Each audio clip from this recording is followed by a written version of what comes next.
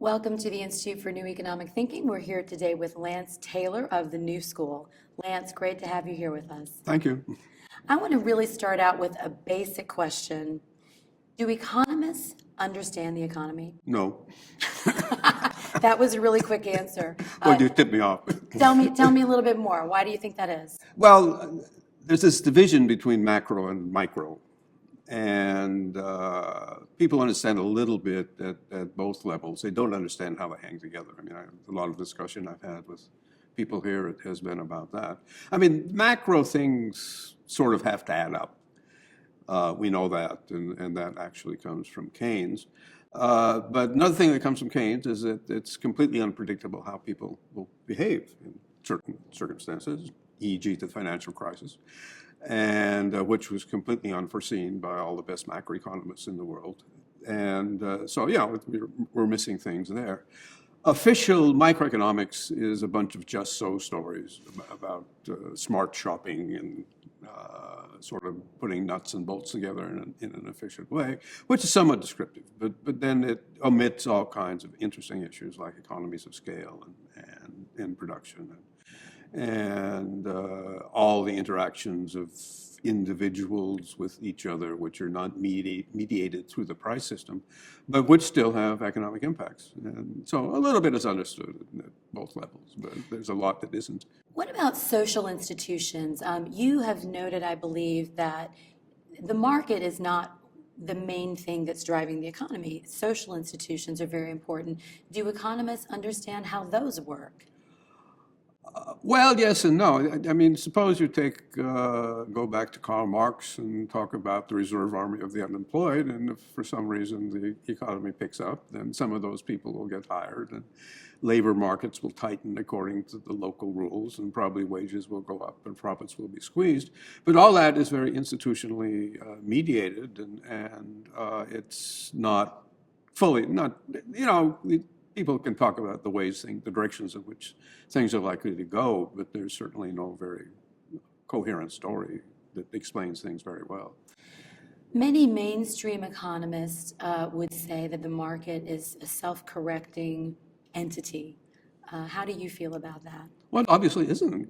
I mean, we had this big financial crisis, which was not self-correcting, and even in less turbulent times, things don't go easily back to normal. You see this kind of thing, for example, in mainstream macroeconomic discussion. That is, people like Paul Krugman in particular have to have this model of a self-regulating macroeconomy where the interest rate supposedly adjusts to make things equilibrate. And then Paul, being a good New Keynesian, basically says, but there's a distortion, which is that the interest rate can't fall below zero. And yeah, that's just a story, which is not terribly convincing. I think it's interesting to know that economists are storytellers, even though they may not think of themselves in that way. But of course they are, yeah. Interpreting facts. Yeah, narrative spinners or something like exactly. That. On the subject of inequality, which is really a primary focus for our society right now and for many economists, lots of interesting things have been happening. Piketty wrote a book that was a bestseller, even though it was a 700-page tome. In your view, has the debate improved on inequality, let's say, since Piketty's book, or are things getting more confused, or what's the state of play in debate right now? Well, it's not that easy to summarize. More power to Piketty, by the way, because he wrote that book and had a big impact and brought inequality to much more to the forefront of policy discussion and public discussion. The same thing is true of the Occupy movement. I mean, that was about inequality. Mm-hmm. And these things have been building up, I think to the betterment of the debate over the last few years, but certainly nothing has been resolved. And I mean, there's a big disjunction between sort of the more mainstream people who almost always focus on supply-side equilibrating models of markets and models. Did you go to the plenary session last night? sort of, both Joe Stiglitz and Thomas Piketty, pardon my French, have basically a supply side, neoclassical, mainstream orientation. For ordinary mortals, what does that mean? It Supply means side? you think that first the market tends to equilibrate, and second, that it's mostly driven by factors like inequality is driven by factors like human capital and how much human capital you have and access to opportunity and how CEOs can get very high, possibly unjustified payments. And, all these things are micro and in a way leave out the social relationships. Why, for example, can CEOs get so much more money now than they could, say, 30 years ago in the United States? Or how come they cannot get as much, how come CEOs in Europe don't get as much money as CEOs in the United States? I mean, they're doing the same thing, basically. And for you, Lance, what is driving it? What's driving inequality? Well, I think again, I'm going to have to sound slightly, or going to sound slightly technical. I don't have to, but I can. I think what drives it basically I think growing inequality is driven by conflict over profits. And why, for example, has the real wage not kept up with productivity growth? That has been historically the case, and I think it's basically because of breaking up unions in the United States, and basically the whole payment system is oriented toward paying workers not very much. Now, again, this is changing a little bit. I mean, this recent business with Walmart and McDonald's actually Getting wages up a little bit. Getting wages up a little bit. I mean, that's a social response or a political response. Certainly doesn't have very much to do with the marginal product of a burger flipper. Are those kinds of changes going to really make an impact on inequality, do you think? For example, raising the minimum wage a few dollars? They could. They could if you took it seriously, but I'm not sure how far it will go. I mean, raising minimum wage from, $7.50, $7.10 to $8.33, it is not going to have much of an impact. What would have an impact in your maybe opinion? 12, 15. 12 or 15? Yeah. And what other kinds of changes do you think would need to happen in addition to that? Obviously, there are tax issues. There are many proposals on the table in terms of how to deal with inequality. What do you see as the most potentially effective? There are tax issues. There are issues involved with the share of profits, which has historically been squeezed by the diminution of the reserve army, that has not happened as strongly in the recent period as it has in the past. Why not? Because I think the bargaining position of companies has improved relative to the bargaining position of workers, and that could change. But So it sounds like what you're saying is until we get that bargaining power back, we may not really be able to confront this problem the way we need to. yeah, I would say so. Yeah. One thing that Piketty has suggested, since we were mentioning him and his work, is that there might be some kind of upper limit to the amount of wealth that can be accumulated by the sort of uber class. Do you agree with that point of view? I'm not sure he says that, but no, I think there is a limit. But again, it's a little bit technical. The uber class, if you like, or say the capitalist class, or the class of the top 0.1% or something like that, basically rely on capital incomes. And part incomes from capital have two components. One, what flows through the financial system, interests and dividends. And then the second component is capital gains. If you look at the data halfway seriously, it turns out that capital gains have exceeded net profits in the business sector. Capital gains are gained for the upper class and they're lost for business. And if the capital gains exceed business profits, then there's effectively a transfer of wealth from business to the upper income class.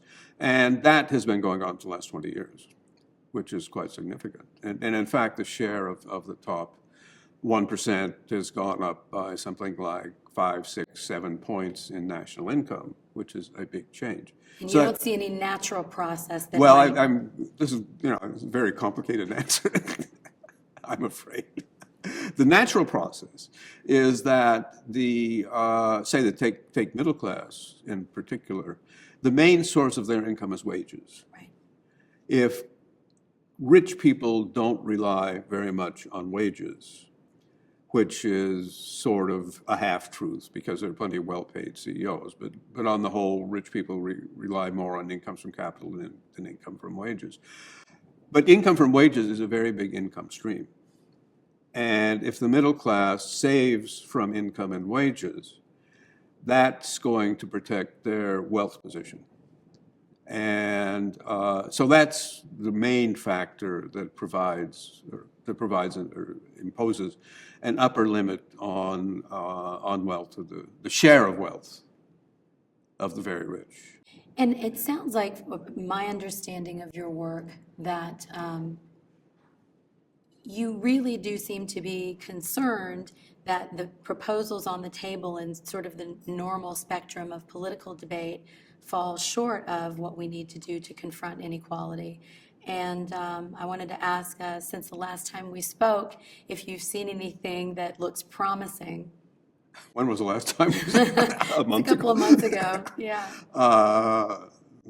Well, the promising thing would be that, I guess, since we spoke, that Walmart decided to raise the wages. Not by very much, but they did. They'll perhaps convince others to go along with them. Yeah, they might, yeah. And if we are not able to confront inequality, and if these, measures that we're taking are too small and too confined, what do you see happening down the road? I mean, we look back in history, and there have been times in history when things have become, social unrest has become quite violent. We had the French Revolution. Are we looking at potential unrest on that order if we don't do something about this? Well, there, as I was trying to say, there are upper limits probably to the share of wealth that the very rich will acquire. The question is, what would be the degree of inequality that would set off some kind of strong social reaction? The tipping point. A tipping point, if you like. The Occupy movement did not ultimately have very much effect. And although we are talking about inequality, yeah, and we so are. Yeah, we is are. it possible that one of the reasons we're doing that is that the Occupy movement brought that to public consciousness? Yes, I think that's certainly true. And there probably have to be a lot more of that, and probably a lot more serious social unrest before. Well, I guess a final question would be, what does it take to produce the kind of mass movement or impetus towards really confronting this problem? I think a lot of people fear, for example, that it would take another financial crisis, perhaps even worse than the last one, to really galvanize the public to push this issue really to the front and center and confront it in a serious way. That could very well be the case, but almost by definition, you start talking about a crisis, and it could be financial, or it could be something else. Climate, for example. Yeah, for example, and no one really has a very good crystal ball to try to foresee what's happening. But if you sort of think down the road, are you worried? Are you concerned about children and grandchildren? Are you concerned that this problem could it reach a point that of no return? Yeah, I suppose I'd be more concerned about climate than anything else, or not climate but ecological. So that might get us before the financial crisis does. Right. Well, thank you so much, Lance, for spending some time with us today. I appreciate it, and we'll look forward to seeing your further work on inequality. Okay, well, thanks very much. Thank you. Yep.